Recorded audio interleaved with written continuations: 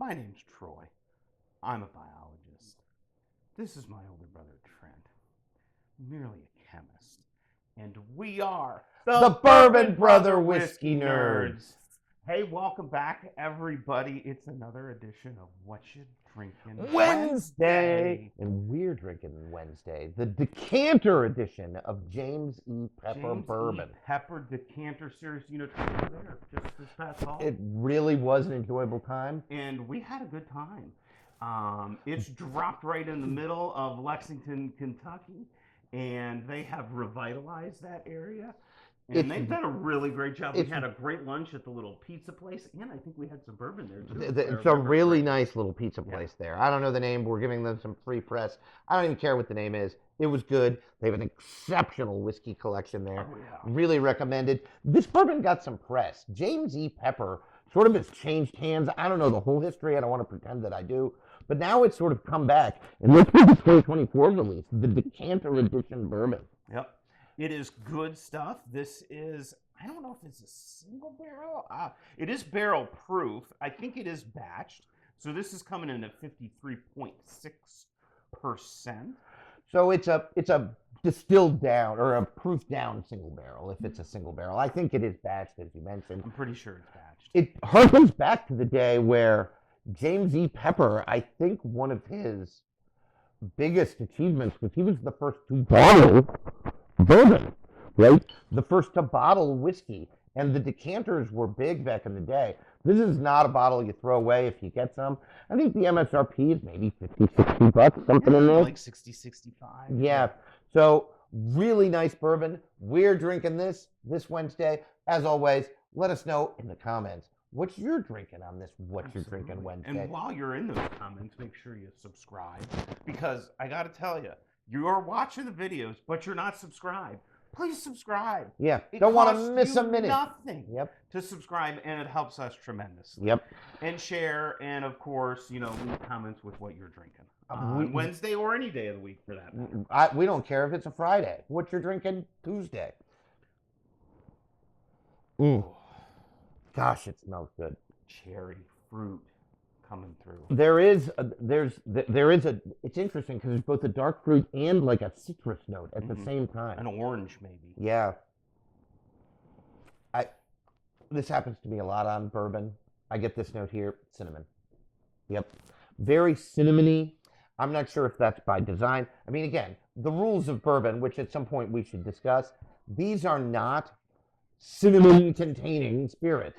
I promise you, there is no intentional cinnamon in this whiskey. That would be against the rules of bourbon. That's why nosing is so interesting, because there's like Trevor was saying, there's no cinnamon in here whatsoever. But your brain is saying, this to me smells like cinnamon. I think it's a very spice-forward nose. I'm getting a lot.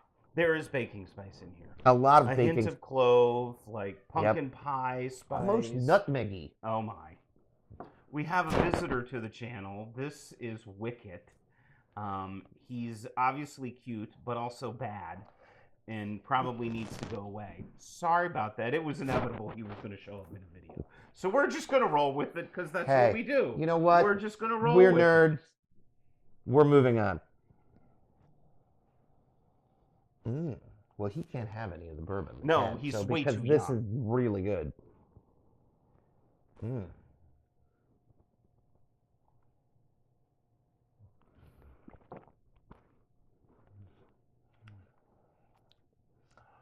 Yeah, I think the palate is true to the nose. Yeah, it's sweet. Yep, and I don't think the sweetness is overly deep. It's not molassesy. It's not toffee, but it's brown sugar, vanilla sweetness, some oak influence. I don't know if there's not an age statement on this. I don't know how old it's rumored to be, but some nice maltose oak notes. Not an overly oaky offering by any stretch, but again, cinnamon. I get a lot of baking spices. The finish is bananas good. That cinnamon comes back. Really, really nice offering here from James Pepper. Do you know what else James Pepper is largely lauded with? The creation of the old-fashioned. Really? Yes. Apparently, he gave the recipe to a bartender whose name I can't remember at the Waldorf Astoria Hotel in New York City. And that is where the old fashioned was born. We're going to talk about cocktails at some point. I'm not a big cocktail guy. I drink almost everything I drink neat. Sometimes, as I've mentioned a couple of times, with a few drops of water. And by a few, I mean like 2, 3 in your Glencairn. You can get some interesting notes that way. I want you to drink bourbon. We say it at the end of every episode, however you like it. You drink your whiskey how you like it. You like it on ice, 1 ice cube, on the rocks, shaved ice. That's not how I drink it. Troy's more into cocktails. I can't make a cocktail. My significant other knows this. She does not like it. Okay? She sometimes tries to make cocktails. I'm not sure she's good at it either. I drink this way. Troy's better at cocktails. He knows more. We will bring some cocktails for you, but that's another That's another episode. It's What You're Drinking Wednesday, and we're drinking James E. Pepper Decanter Series. It's really, really nice. What's the proof point on this bad boy? 53.6. So, bring in a little bit extra proof. I think a couple Wednesdays ago we were drinking 107 proof. We had so this is somewhere in the same neighborhood. It's a really nice proof point. This is a very approachable pour. It's not a daily sipper because it's probably a little too expensive for that, $65 or so. This might be something you pour on a Friday night after you just want to sit. You want something that's a step above like a daily sipper. But it's an approachable whiskey for the masses, right? It's not going to hit you over the hard too much with any one flavor. It's not overly sweet. It's not overly spicy, but it's just good. It's a pleasant sip, and we like it when distilleries release new things like this that are interesting, show the skill of the blenders since it's a batch product. Going in for a second sip here.